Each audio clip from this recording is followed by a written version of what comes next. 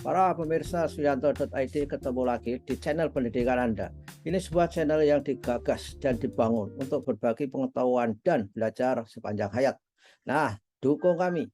Klik subscribe, klik lonceng, atau share dan komen agar channel ini berada pada tempat yang strategis di sistemnya YouTube sehingga bisa diakses oleh banyak orang, menjadi channel alternatif dari channel-channel yang tidak mendidik, yang hanya mengandalkan pada basis-basis pornografi dan juga cara hidup hedonistik.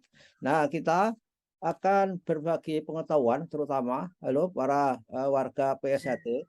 Ini kita sudah bersama Bapak Dr. Insinyur Muhammad Taufik SHMSC. Beliau ini adalah Ketua Umum PSHT kita. Nah, bagi yang adik-adik yang baru saja menjadi warga atau belum warga tapi masih dalam proses pelatihan, inilah siapa Bapak Ketua kita itu. Beliau adalah lahir di Grobogan, Jawa Tengah 22 Juni 1958. Jadi ya mirip-mirip tuanya dengan saya. Saya tahun 53, beliau 58. Iya, beda tipis. 5 tahun, Mas. Nah, 5 tahun dia. ya, di mana beliau belajar S1 terapi. Yang pertama, beliau disahkan sebagai warga PSHT tingkat 1 tahun 76, tingkat 2 tahun 2008, dan tingkat 3 tahun 2022. Wow, masih baru kemarin itu. Nah, pendidikan yang dijalani adalah beliau di SMA SPMA SPMA Negeri. Ya, SPMA Negeri Yogyakarta. Saya kira daerah Mujamuju yang sekarang menjadi yang menjadi JEC itu, Mas. Iya. SMA. Saya hampir ke situ dulu. Lulus tahun 76, lalu pergi ke IPB, merantau ke Bogor sana. Para adik-adik lihat perjalanan perjuangannya. Di IPB lulus tahun 81, lulus S2 tahun 88, dan S3 tahun 91 di Kagoshima University Jepang. Wah, luar biasa. Kalian kalau melihat orang Jepang kan pasti bungkuk-bungkuk gitu. Hormatnya kepada senior luar biasa. Sambil mengatakan hai gitu biasanya. Nah, kemudian beliau mengabdi di pemerintahan menjadi eselon 1 selama 20 tahun. Luar biasa. Jadi pada awal tahun 2000-an mendapat dari Kang Master Muji Budi Harsono untuk menjadi Wakil Ketua Umum PB-IPSI. Nah, pada tahun 2006 diminta Kang Master Muji untuk berlatih lagi kepada Kang Mas RB Wiono dan Kang Mas Edi Asmanto. Ini nama-nama ini kalian harus tahu, harus mengenal, karena ini adalah nama-nama sejarah dari PSHT kita. Pada tahun 2008, kemudian dikukuhkan sebagai warga tingkat 2 sendirian di Padepokan Agung, Jalan Merak, nomor 10, Kota Madiun. Nah, kemudian pada tahun 2022 dikukuhkan sebagai warga tingkat 2 di Yogyakarta. Nah, ini nanti kita tanyakan mengapa pengukuhannya 2 kali di tingkat 2 itu. Dan kemudian pada saat perapatan luhur 2016 diberi amanah Ketua Umum PSHT periode 2016-2021. Nah, dan dipilih kembali pada saat perapatan luhur 2021 di Magetan untuk melanjutkan tugas sebagai Ketua Umum PSHT periode 2021-2026. Nah, begitulah kisah dari Bapak Ketua PSHT kita. Jadi, menjadi Ketua PSHT itu tidak merupakan tujuan, merupakan hasil amanah dari semua warga dan melalui perjuangan yang luar biasa. Nah, kita sapa dulu Bapak Ketua kita. Assalamualaikum warahmatullahi wabarakatuh, Mas Taufik. Waalaikumsalam warahmatullahi wabarakatuh. Matur sangat suwun, Prof, atas kesempatan yang diberikan pada kami. Ya. Amin, matur nuwun, rawuhipun. Dan ini para warga PSHT, kita berada pada episode 1. Kita akan membuat video beberapa episode agar para warga bisa mendapatkan pencerahan dari beliau. Nah, Mas Taufik, kita saling memanggil Mas ya, karena kita sebaya, mohon maaf. Nah, kita memiliki perguruan pencak silat Eshatrati loh namanya. Yang persisnya seperti apa itu sejarah lahirnya itu, Mas? Katanya kan ada dua kelompok yang ada di Madiun itu. Gimana ceritanya, Mas? Mas Taufik? matur suwun. Jadi kalau kita lihat catatan-catatan sejarah yang ditulis oleh beberapa kadang maupun cerita dari senior, bahwa sejak tanggal 1 September 1922 kan mulai dirintis oleh Eyang Harjo-Utomo. Iya. Beliau ini kerabatnya HOS Cokroaminoto, Oh, iya, iya. sehingga mempunyai spirit perjuangan untuk kemerdekaan pada saat itu. Oke. Karena memang negara kita sedang dijajah. Nah, atas spiritnya itulah beliau mendidik para pemuda di Madiun Oke. untuk berlatih pencak silat agar bisa ikut berjuang dalam memerdekakan bangsa Indonesia. Awalnya dikenal sebagai SH Muda, Oke. kemudian dalam prosesnya karena kegigihan beliau, beliau sering ditangkap oleh Belanda, keluar masuk penjara. Oh, Akhirnya setelah keluar dari penjara, beliau merubah nama SH Muda itu menjadi SH Pemuda Sport Club. Itu iya, sekitar iya. Lalu 30-an. lalu beliau ganti nama enggak, Mas, selama selama merintis SH Ternate itu? Ya, yaitu sekitar tahun 30-an setelah keluar dari penjara, nama SH Muda ini diganti menjadi SH Pemuda Sport Club. Enggak, maksud saya nama pribadi, bukan Oh nama enggak, guru ada. enggak. Tetap Ki Hajar Harjo Utomo tetap Harjo ya. Utomo. Oke. Ya. Oke, lanjut, Mas. Terus SHPSC ini pada tahun 42 setelah Belanda Jepang, namanya dirubah atas usulan Eyang Suratno Surengpati tahun 42. Beliau warga murid beliau yang tinggal di Yogyakarta. Oke. Nah, tujuan beliau merubah ini karena merasa sudah tidak dikejar-kejar Belanda. Nah, maka nama SH Ternate ini dijadikan untuk ikut mendirikan gabungan Pencak Mataram. Oh, Jadi ya. tahun 42 sudah muncul nama SH Ternate. Dengan nama yang sama tahun 48 digunakan untuk ikut mendirikan Ikatan Pencak Silat Indonesia. Iya. Nah, pada tahun 48 ini karena beliau sudah sepuh, kondisinya juga sudah menurun, beliau mengumpulkan murid-muridnya. Ada 3 pesan yang perlu kita jaga sampai sekarang ini. Iya, iya, Yang iya. pertama, pesan beliau itu agar sedulur-sedulur tunggal kecer atau sedulur-sedulur SH, murid-murid beliau itu dikumpulkan agar tetap terjaga hubungan persaudaraannya. Yang kedua, kita diminta dibentuk organisasi yang kuat. Ya. Nah, atas dasar amanah beliau ini disusunlah ADART yang ternyata pada tahun 41 baru selesai itu anggaran dasarnya. Oh, luar biasa ya. Di rumah Eyang Santoso pada tanggal 15 Maret. Kebetulan kami punya dokumennya itu, baik tulisan tangan maupun ketikan yang sudah tua lah. Ya, ketikan manual, Mas ya. Ya, Ya, masih pakai mesin tik ya itu harus zaman lama itu. harus di-scan itu saya kira ke dalam PDF.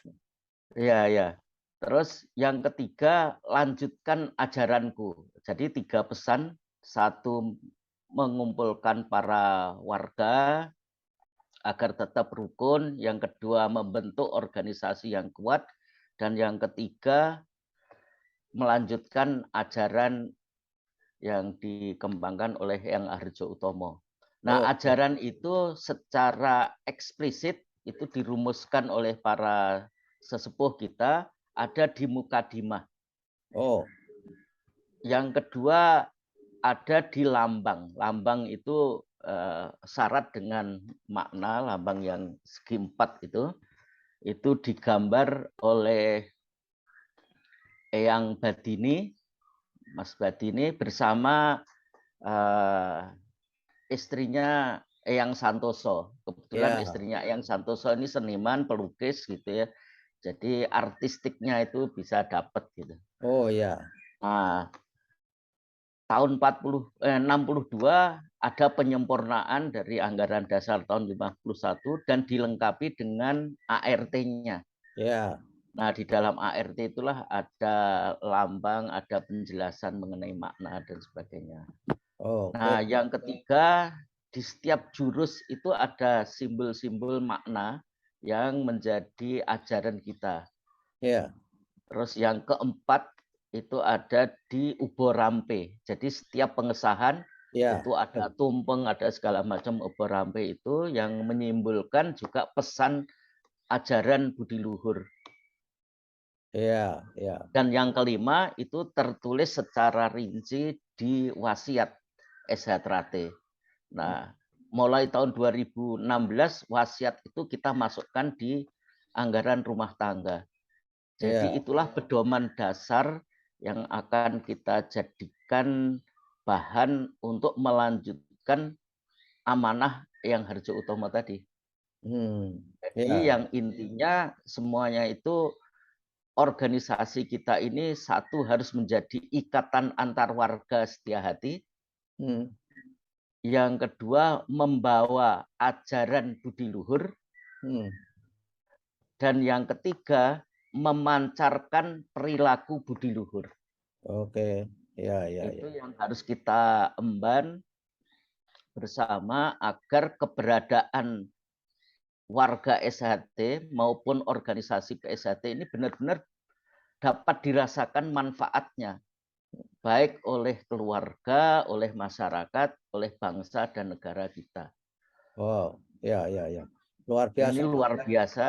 Jadi kalaupun sekarang ini muncul kegaduhan karena ada dualisme, ini ya hal yang perlu kita pikirkan bersama. Kita harus mencari solusinya Hmm. agar ajaran yang disampaikan oleh Eyang Harjo Utomo itu bisa kita ugemi dan kita laksanakan dalam praktek keseharian. Ya. Itu Ya. Mas Nah, singkatnya. nah sampai ada dua bentuk atau dua mainstream atau dua aliran mungkin kalau boleh menyebut itu. Itu awalnya dari mana itu? Tahun kapan itu, Mas?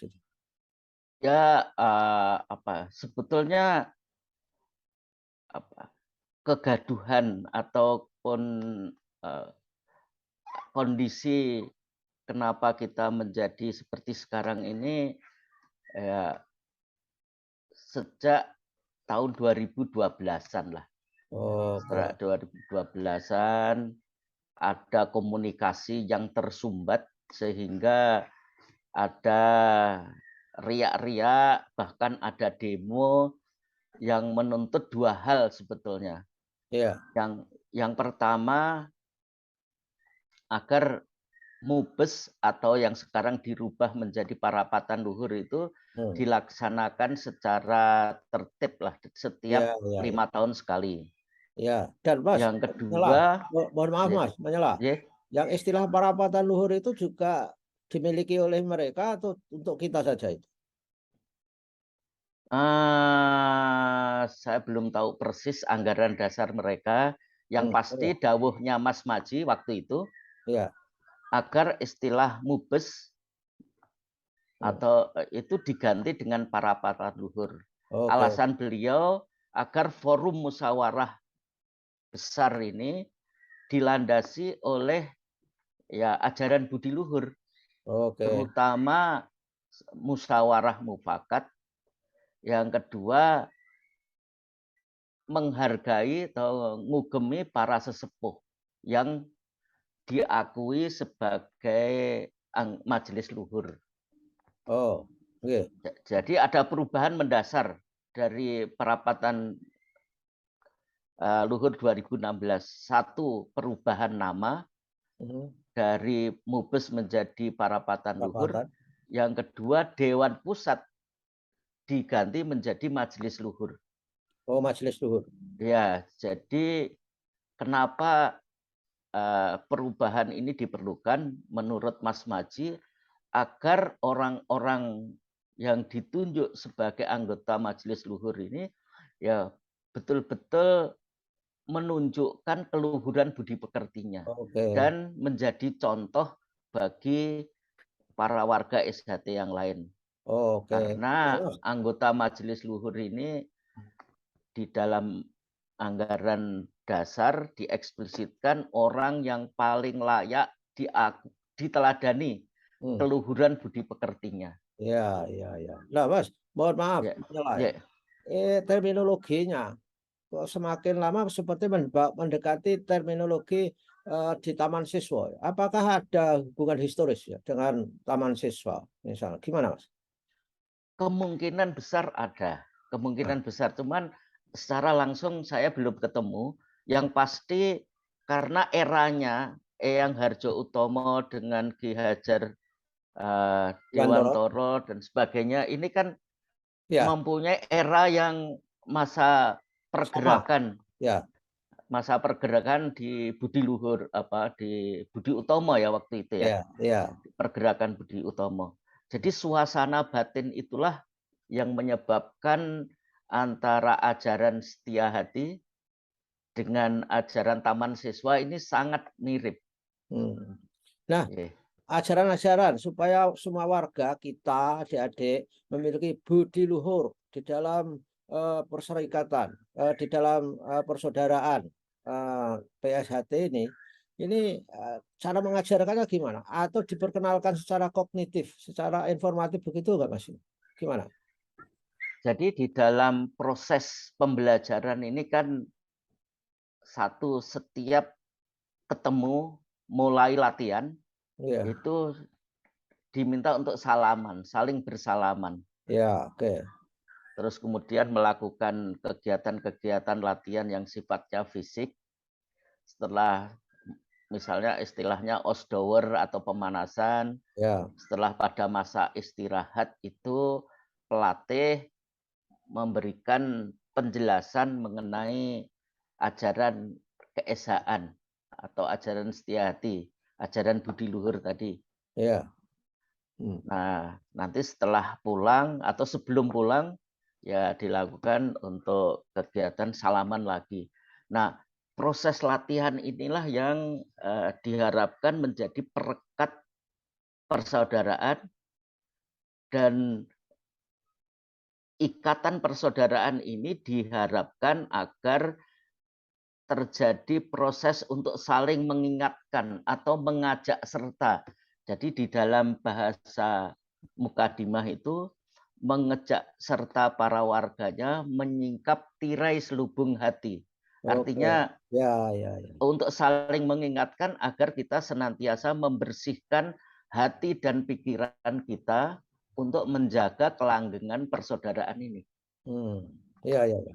Wah, Ya, luar biasa itu. Jadi ini sesuai dengan prinsip pendidikan karakter yang harus dihabituasi. Itu kan pembiasaan sebetulnya. Jadi kalau ya, habis latihan, ini para senior-senior itu memberikan nilai-nilai yang positif untuk menuju budi luhur tadi, insya Allah itu anak-anak muda kita ini akan menjadi insan yang unggul dan tentu saja menjadi SDM yang luar biasa yang disiapkan oleh PSHT. Saya kira sudah saatnya para senior dan para peserta latihan-latihan di berbagai daerah untuk memanfaatkan waktu yang seperti ini. Dan gimana Mas tentang tempat-tempat latihan itu apakah ada data ya?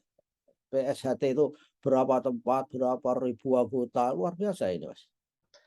insya Allah datanya ada memang belum lengkap. Ya, Jadi sejak 2016 kita sudah mulai mendata warga yang disahkan dari cabang masing-masing dan kebetulan kita punya server yang cukup besar dan kapasitasnya untuk menampung semua informasi baik warga maupun kegiatan-kegiatan. oh luar biasa ya. Jadi Iya, supaya keterikatan emosional ya, untuk saling menuju budi luhur itu bisa menjadi semacam kredo, semacam cita-cita dan visi mereka itu. Nah, Mas, ini sebelum terakhir, pertanyaan terakhir, dan kita akan ketemu episode berikutnya. Jadi para pemirsa suyanto.id dan juga khususnya para warga PSHT dan juga para calon warga PSHT, ikuti terus dengan Bapak Ketua PSHT yang di Jakarta ini. Tentu saja kita akan banyak mendapatkan manfaat. Nah, pertanyaan terakhir saya, Mas, misalkan saja ada kode etiknya nggak di PSHT itu, misalkan warga terlibat suatu perbuatan yang tidak menunjukkan budi luhur tadi, apa itu sanksinya itu, Mas? Bagaimana sistem sanksi itu diterapkan? Dari mana? Sesama kawan atau para pelatihnya yang akan memberi sanksi? Gimana, Mas? Iya. Jadi kita mempunyai namanya Dewan Harkat dan Martabat. Oke. Dewan Harkat Martabat ini fungsinya untuk mengklarifikasi dulur-dulur yang mungkin khilaf sehingga melakukan perbuatan yang melanggar kode etik atau melanggar wasiat. Jadi di dalam wasiat itu ada 10 kewajiban, ada tindakan yang dilarang, ada pepacuh itu yang sama sekali nggak boleh dilakukan oleh warga PSHT. Ya. Nah, aturan inilah yang harus kita jaga bersama dan kita harapkan agar para pelatih, para warga tingkat 2 itu bisa menjadi teladan bagi adik-adiknya atau bagi juniornya. Kalau ada warga yang melakukan kesalahan, ya diingatkan tadi, mengajak serta untuk selalu menjaga diri, menjaga kebersihan hati dan pikiran agar perilaku budi luhur yang harus dipancarkan itu bisa terwujud dalam kehidupan keseharian.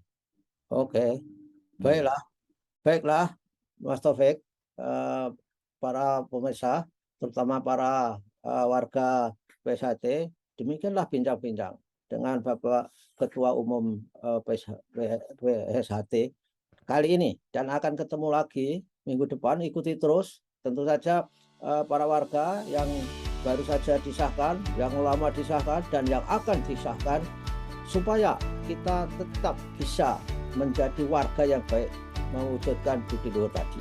Terima kasih Mas Taufik atas kehadirannya di suyanto.id.